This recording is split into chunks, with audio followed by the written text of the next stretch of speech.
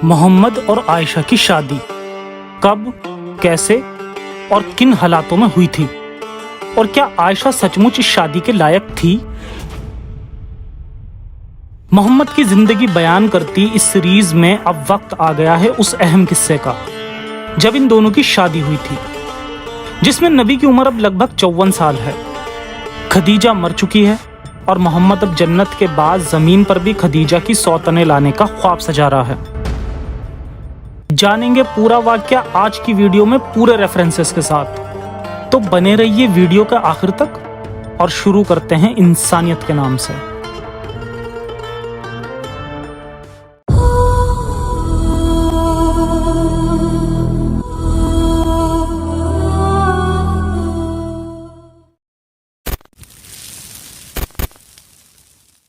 ये एक atheist channel है जो इस्लाम की सच्चाई मुस्लिम लोगों तक पहुंचाकर उन्हें ह्यूमैनिस्ट और रैशनलिस्ट बनाने की कोशिश करता है। हमारा मकसद मुस्लिम लोगों के प्रति किसी तरह की नफरत फैलाना या उन्हें नीचे दिखाना नहीं है। ता मोहम्मद ये इस सीरीज का 13वां एपिसोड है। इस सीरीज के पिछले एपिसोड्स के जरिए हमने जाना कि किस तरह हिजरत के कुछ साल पहले मोहम्मद की पहली बीवी खदीजा की मौत हो जाती है। खदीजा के मरते वक्त ही मोहम्मद ने इसे और बाकी लोगों को अपना इरादा इशारों ही इशारों में बता दिया था कि अब मोहम्मद कई शादियां करने वाला है। और फिर खदीजा की मौत के बाद मोहम्मद ने अपने इस सपने को पूरा करना शुरू कर दिया। मोहम्मद की हर एक शादी की असल वजह हम आने वाले एपिसोड्स में जानेंगे ही, मगर फिलहाल देखते हैं कि खदीजा के बाद मक्का में रहकर मोहम्मद ने किन वजहों से अपना दूसरा और तीसरा निकाह किया, जो कि आयशा और सौदा के साथ हुआ। आयशा से मोहम्मद की शादी एक ऐसा टॉपिक है जिस पर अक्सर मुस्लिम लोग बात ही नहीं करते, और जो करते हैं वो बहुत ही बेशर्मी से इसे जस्टिफाई करने की नाकाम कोशिश करते हैं। और नबी की इस हरकत पर मेरी एक वीडियो पहले से है जिसे 6 लाख से ज्यादा बार देखा गया है, और जिसमें उन सब बहानों के जवाब दिए गए हैं जिनसे मुस्लिम स्कॉलर लोग बेशर्मी से अपने नबी को बचाते हैं। मैं चाहता हूं कि आप इस वीडियो को 1 मिलियन व्यूज तक पहुंचाएं, ताकि आम मुसलमान जो नबी की इन हरकतों से वाकिफ नहीं है वो भी हो जाए। खैर, आज की वीडियो हमारी मोहम्मद की जिंदगी पर आधारित सीरीज की वीडियो है, जिसमें हम फोकस करेंगे कि ये शादी कैसे हुई थी, ताकि उन लोगों को भी जवाब मिल सके जिन्हें लगता है कि ये शादी आयशा के माँ बाप और अल्लाह की मर्जी से हुई थी। जहां तक बात है मोहम्मद की सेक्स लाइफ की, तो इस पर हम इस सीरीज के अलावा अपनी इन 3 जनरल वीडियोस में देख चुके हैं कि मोहम्मद को हमबिस्तरी में दिलचस्पी उसकी उम्र के साथ साथ बहुत ज्यादा तेजी से बढ़ती जा रही थी, जिसकी वजह शायद उसकी दिमागी बीमारी रही हो। मगर खदीजा के बाद वो कभी भी दोबारा बाप नहीं बन पाया था। अपने बुढ़ापे में मोहम्मद ने दर्जनों बीवियों और साथ ही साथ अनगिनत सेक्स स्लेव भी रखी, जिनके साथ वो हर रात शारीरिक संबंध बनाता था, जिसके कई इस्लामिक सबूत मौजूद भी हैं, और जिससे ये बात भी कन्फर्म होती है कि मोहम्मद के अंदर बेइंतहा जिनसी भूख थी। मगर कभी भी वो खदीजा के जीते जी दूसरी शादी नहीं करता है, जिसकी पहली वजह तो खुद खदीजा ही रही, क्योंकि खदीजा पूरी तरह से मोहम्मद को कंट्रोल कर रही थी, और मोहम्मद की मजाल भी नहीं थी कि वो ऐसा कोई भी काम करता जिससे उसे कोई तकलीफ हो, क्योंकि उसके जीते जी वो खदीजा की दौलत पर ही पल रहा था। खदीजा कभी नहीं चाहती थी कि मोहम्मद उसके अलावा कोई और निकाह करे, और वैसे भी अगर खदीजा को इस चीज से कोई एतराज भी ना होता तब भी मोहम्मद से उस वक्त कोई औरत शादी ना करती, और इसकी वजह थी मक्का वालों को मोहम्मद का अपनी हरकतों से परेशान करना। यहाँ तक कि खदीजा के मौत के बाद मक्का में रहकर मोहम्मद के फॉलोअर्स की तादाद बहुत कम थी। इन चंद लोगों में अक्सर लोग या तो गुलाम थे या फिर बूढ़े लोग, इसलिए मोहम्मद चाहकर भी अपनी जिनसी ख्वाहिशात पूरी नहीं कर पा रहा था। कोई जवान औरत मोहम्मद से शादी करना नहीं चाहती थी, इसलिए इस वक्त जो भी मिल जाता मोहम्मद के लिए वही बहुत था। और यही रीजन था कि मोहम्मद को आयशा से पहले एक बूढ़ी औरत सौदा से शादी करनी पड़ी। तो आइए समझते हैं पूरा किस्सा।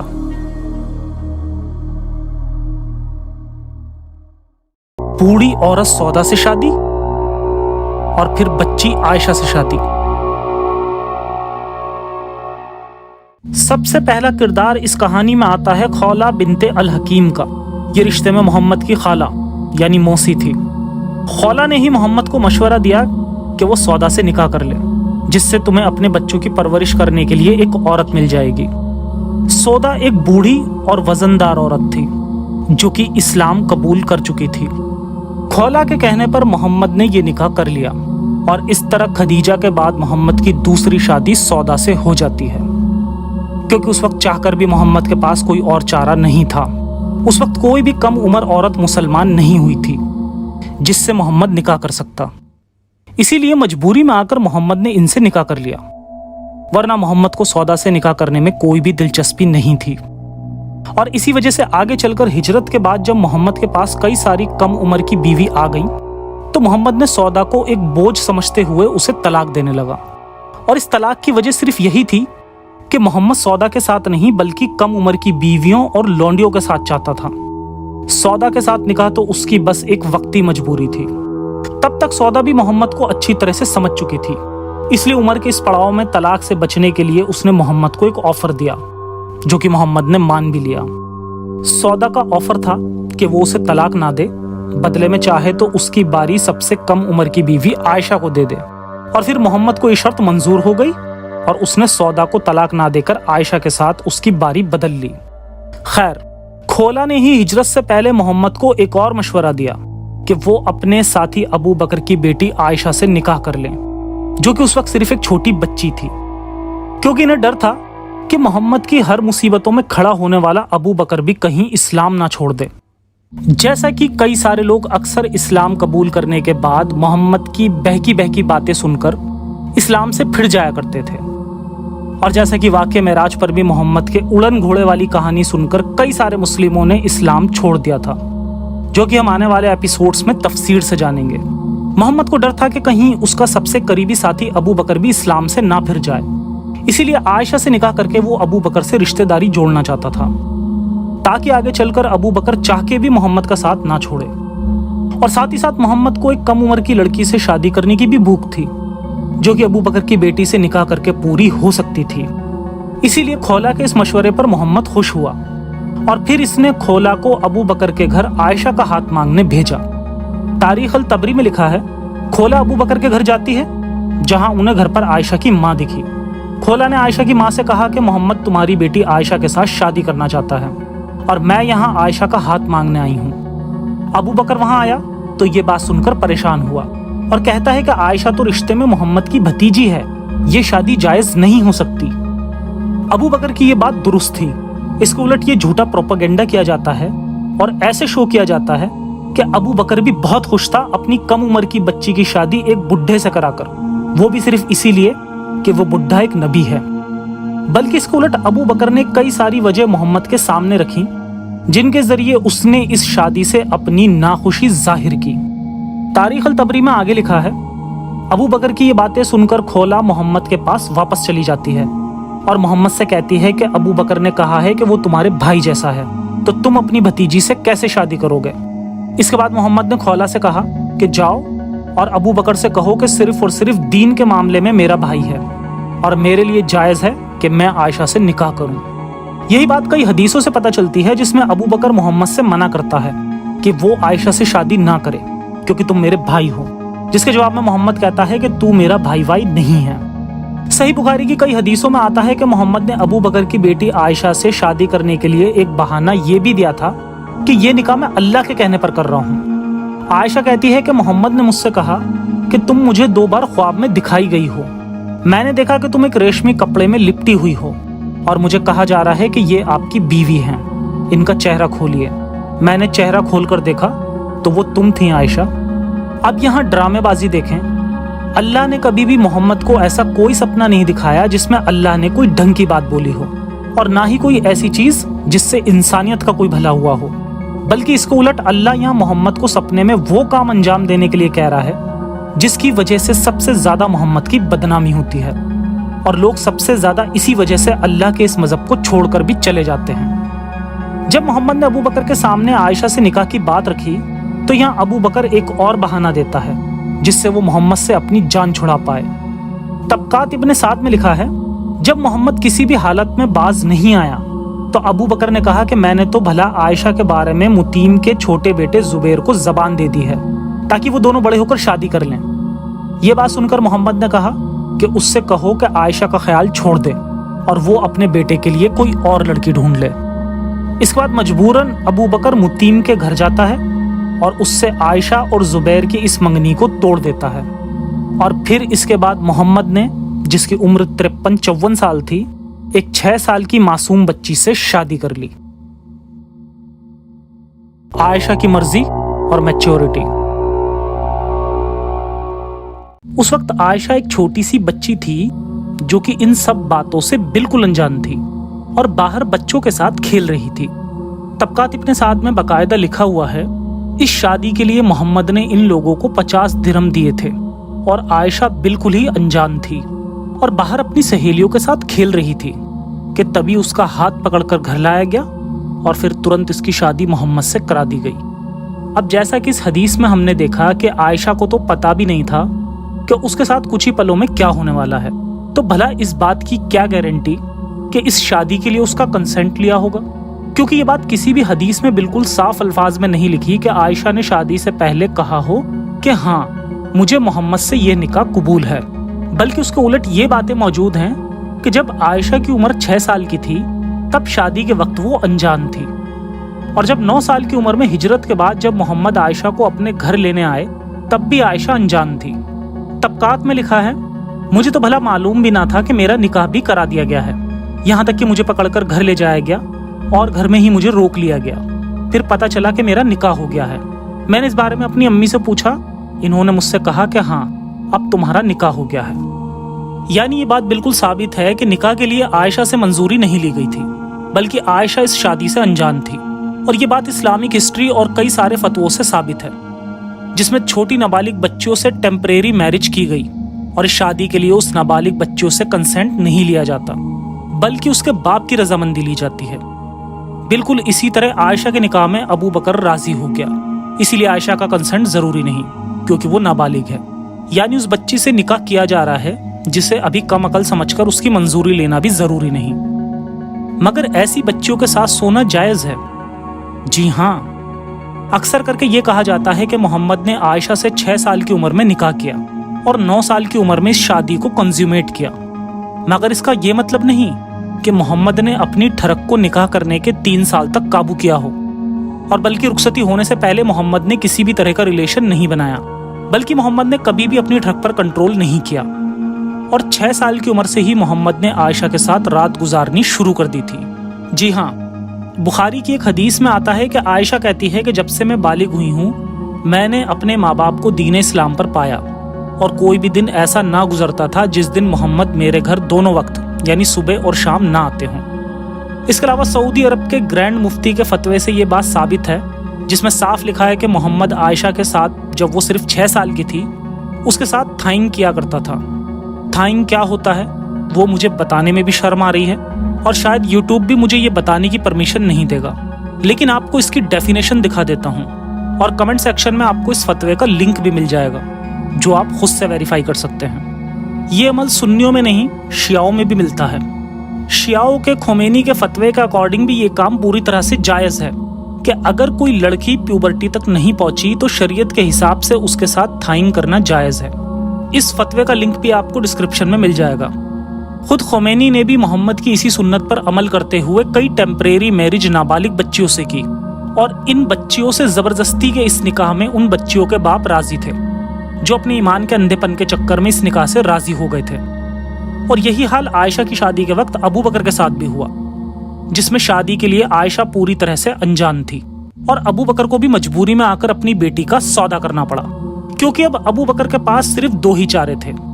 अब या तो इतना आगे आने के बाद मोहम्मद और उसके दीन को ही छोड़ देता और ये बात पूरी तरह से पब्लिकली कबूल कर लेता कि मोहम्मद एक झूठा नबी है जिसके लिए उसने इतनी सारी कुर्बानियां दी, और अब भला वो ये बात किस मुंह से मक्का वालों को बताता कि मोहम्मद ने उसे कई सालों तक बेवकूफ बनाया है। दूसरा चारा यही था कि वो मोहम्मद की हर बार की तरह इस बात को भी आंख मीचकर मान लेता, और जैसा कि उसने किया भी। इसकी एक और मिसाल ये भी है कि जब मेराज की बात मोहम्मद ने लोगों को बताई तो सबने मोहम्मद को झूठा कहा, यहाँ तक कि कुछ मुसलमानों ने भी। मगर अबू बकर को ये बात माननी पड़ी कि मेराज का वाकया सच्चा था। मोहम्मद ने अबू बकर के हालात ही ऐसे कर दिए थे कि वो चाहकर भी मोहम्मद को अब रोक नहीं सकता था। आयशा की मैच्योरिटी।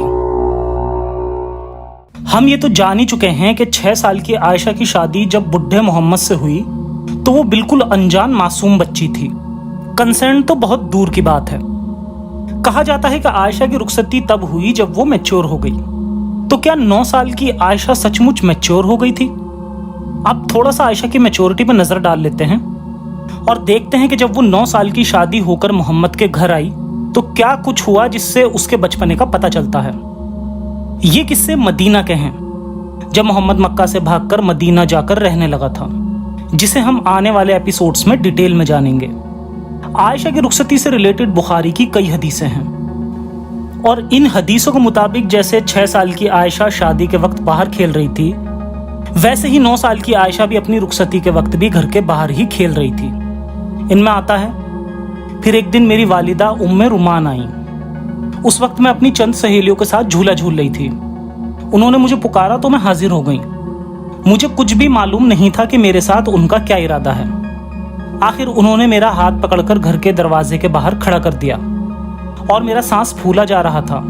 تھوڑی دیر میں جب مجھے کچھ سکون ہوا تو انہوں نے تھوڑا سا پانی لے کر میرے منہ اور سر پر پھیرا. پھر گھر کے اندر مجھے لے گئیں. وہاں انصار کی چند عورتیں موجود تھیں. میری ماں نے مجھے انہیں سونپ دیا اور انہوں نے مجھے تیار کیا.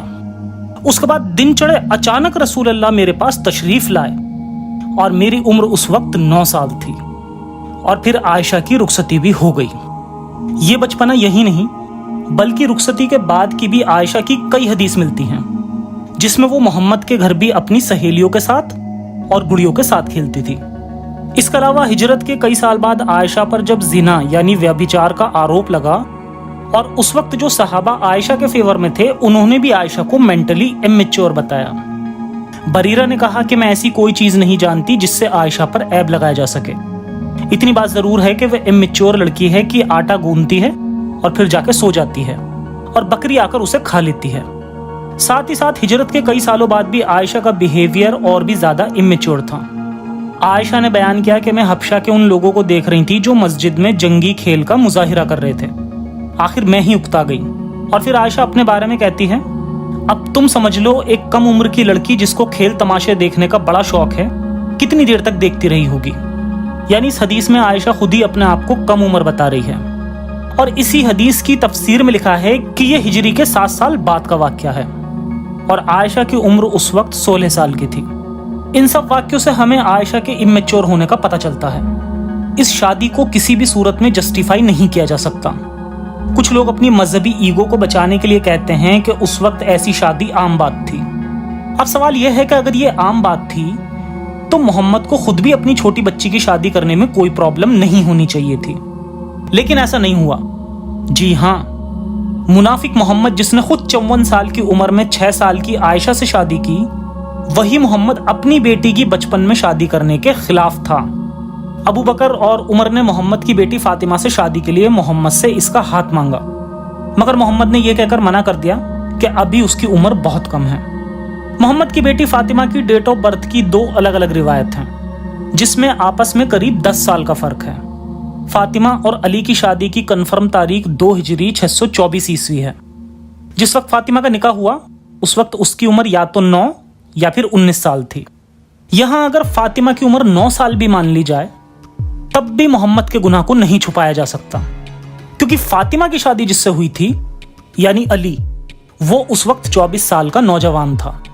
اس وقت ابو بکر 50 سال کا اور عمر قریب 40 سال کا تھا. اور محمد نے یہ کہہ کر دونوں کو منع کر دیا کہ فاطمہ ابھی شادی کے لیے بہت چھوٹی ہے.